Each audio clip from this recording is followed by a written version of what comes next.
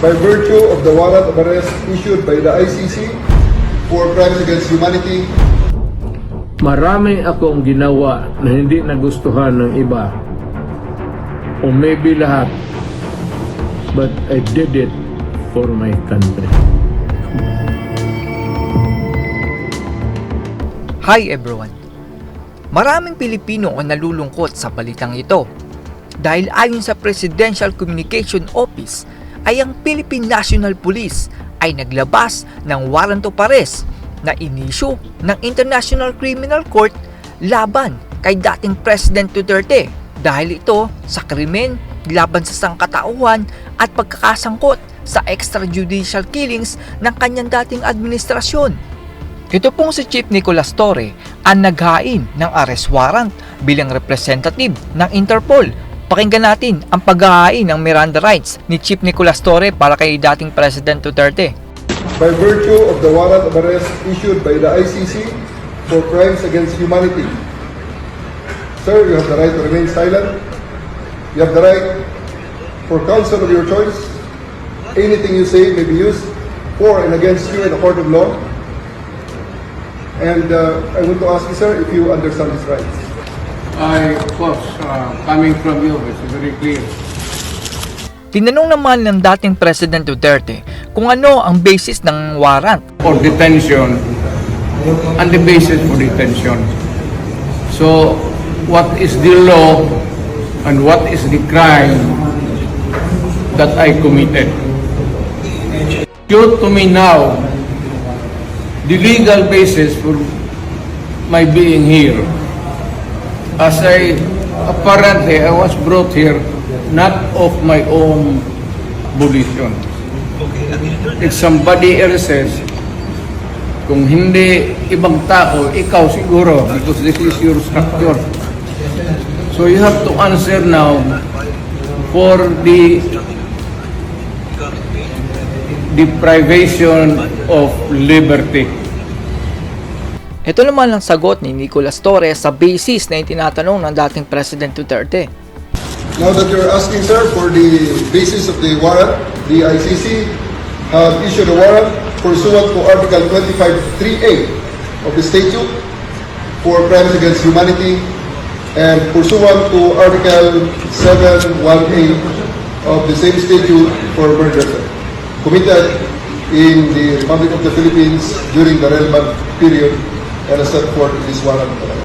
Hindi ko maintindihan itong boses ni Chief Nicolas Torre kaya tinignan ko na lang yung document ng ICC warrant. According dito sa document ay tungkol ito sa alleged criminal responsibility pursuant for the crime against humanity of murder. Ang tinutukoy pala dito ay yung tungkol ito sa drug war noong administration ni dating Presidente Duterte. Ang asawa naman ng dating Presidente Duterte na si Hanelet Abansenia ay nag-aalala dahil tila pa nga abuso ang ginagawa nitong mga umaresto dito kay dating President Duterte. Asa si Bingbong? Bong!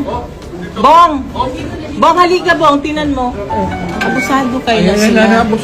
Dili mo hindi dapat ato agianan. Ayaw Lahi ato lagi, agianan. Wala kaya yung mga na ay warang. wala lagi wala. Bong, Bong, sis Bingbong. Ayaw na. Masakay tayo lahat dyan.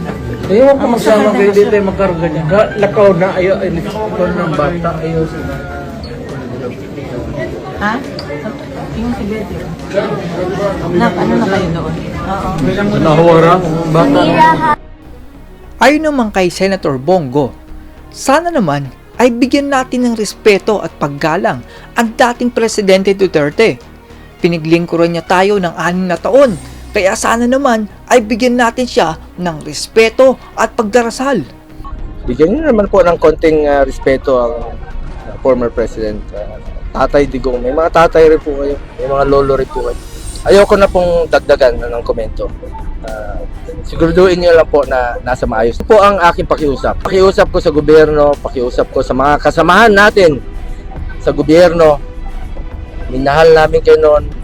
Minahal kayo ni Tatay Digong. Hindi siya nagkulang sa inyo. Sana mahalin niyo rin po siya. Mahalin natin si Tatay Digong. Dasal tayo. Sabi naman ng dating President Duterte ay lahat ng kanyang ginagawa ay para sa ikabubuti ng bansang Pilipinas. Wala akong naalaala na may ginawa akong kasalanan. Marami akong ginawa na hindi nagustuhan ng iba. O maybe lahat.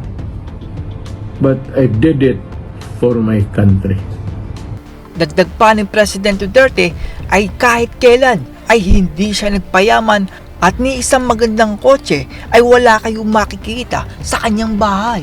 Hindi ako yumaman. Wala akong nakuha. Pobre pa rin ako. And wala kayo nakita na nagdagdag na isang nipahat sa bahay ko. Wala kayong nakita na bagong kotse. Wala kayo nakita mo ito, katagal na itong... Pagkatapos ng ilang minuto, ay makikitang may pinapaliwanag itong pulis na ito sa mga lawyer ng dating Presidente Duterte, kung saan ay pinapayagan na sumama ang 3 tao sa presidente. Yun pala ay may plano na ilipad papalayo sa ibang lugar ang dating presidente. The easy way, sir, is for you to choose 3 people to accompany PR to the plane. May bus dyan, and he's going to the plane. Okay, sir. The hard way. What plane is this, sir? Ma'am, chartered flight. Chartered flight Okay. from... Tinanong naman ng babaeng kasama ng dating Presidente Duterte kung saan ba dadali ng eroplanong nakaabang sa labas ang dating presidente. Pero sabi ng pulis na ito ay wala siya sa posisyon para sagutin ito. Saan ka ba naman nakakita na dadalhin ang dating presidente kung saan ay hindi mo sasabihin kung saan siya dadalhin? So we need to know. We need to know where you're bringing our president. Ma'am, the hard way. Sir, we need to know. Please give Ma'am. us information Makinig ka muna, ma'am. where you are bringing Wala sa pay grade ko yan, ma'am. Sagalugin na natin. Sabihin nyo kung saan siya dalahin. Ina ka. Pakisagot po kami. The hard way. Sa huli ay inamin ng pulis na ang dating presidente ay dadalhin sa The Hague, Netherlands upang litisin sa mga kaso na inaakusa sa kanya. Ang sagot naman ng dating presidente ay nothing to lose. Ibig sabihin ay handa siyang harapin at magpaliwanag sa The Hague, Netherlands. Dumaan ako sa rat, okay na sa akin. Well, nothing to lose na ako. Nothing to lose, absolutely not. Sa ngayon po ay kasalukuyang nasa eroplano ang dating Presidente Duterte at papunta na po siya sa The Hague, Netherlands. Hiniling ng mga Pilipino na tumakbo ang dating Presidente Duterte. Hinikayat natin siya at nagkaisa ang buong Pilipinas upang iboto at iluklok siya.